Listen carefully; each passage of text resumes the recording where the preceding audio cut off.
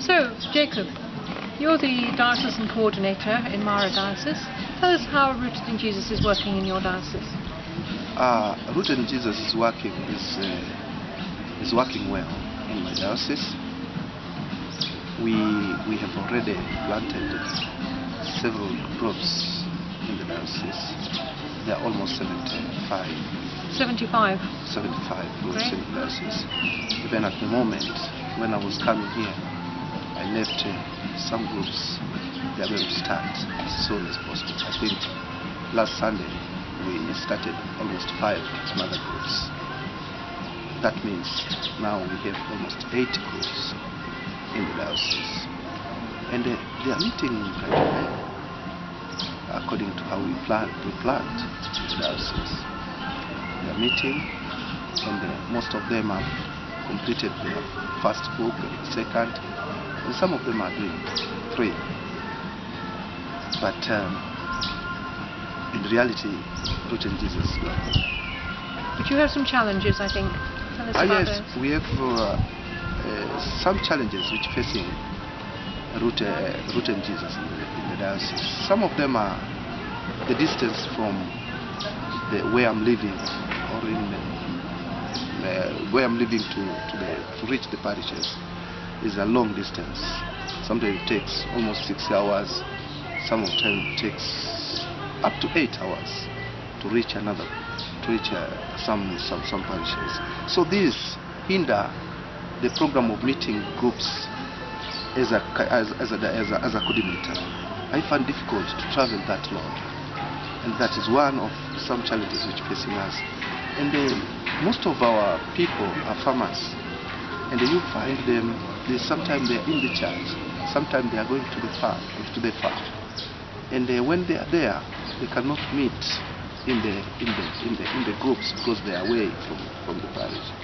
This also hinders the progress of Rooted in Jesus in the diocese. But we try our level best to encourage them to meet, even if they are in their fields. We encourage them to meet, even if sometimes they can meet there without the group leader. But they used to meet to discuss others. For instance, previous lesson which has already passed, they can meet and discuss it there in their fields. But the remains ones, they go on with the next lesson.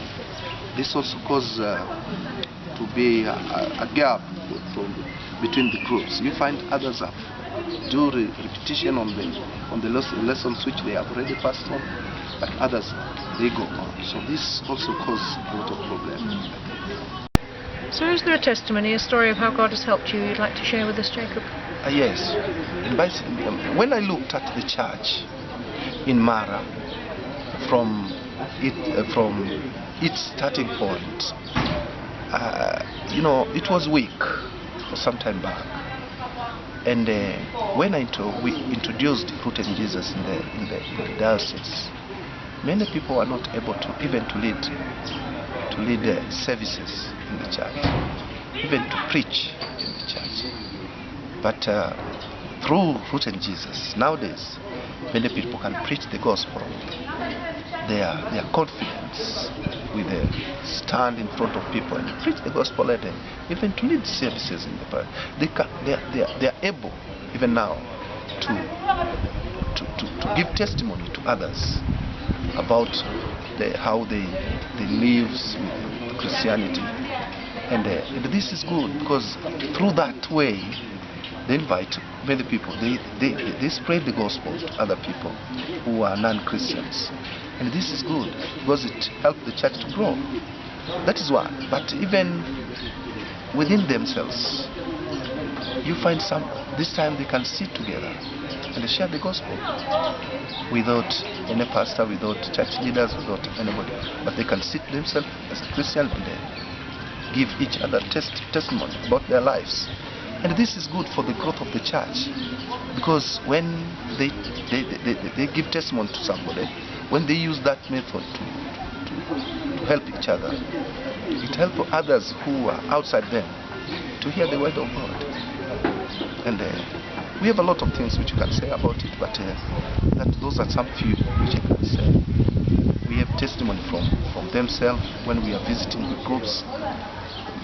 For instance, I went one day to a certain group and I met with a certain woman who was, her father was died long time, and he was married with a Christian, with a Muslim, and he experienced a lot of persecution in her marriage, and he decided to divorce herself and go to the center where we are living, where it is our headquarters.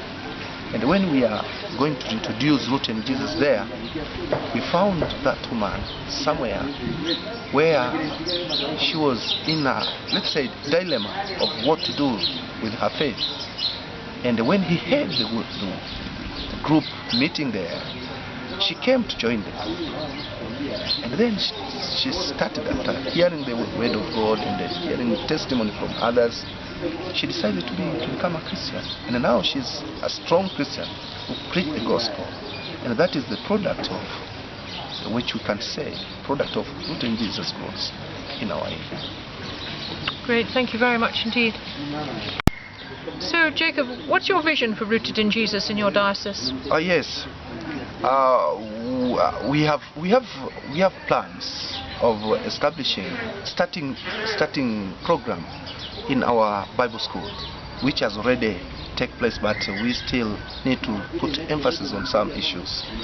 One of them is to make sure that those students who come out from our Bible school have understood very well what is Root in Jesus is in their ministry, and this will help us to implement Root in Jesus easily to many parishes, because they are the ones who are going to lead those parishes.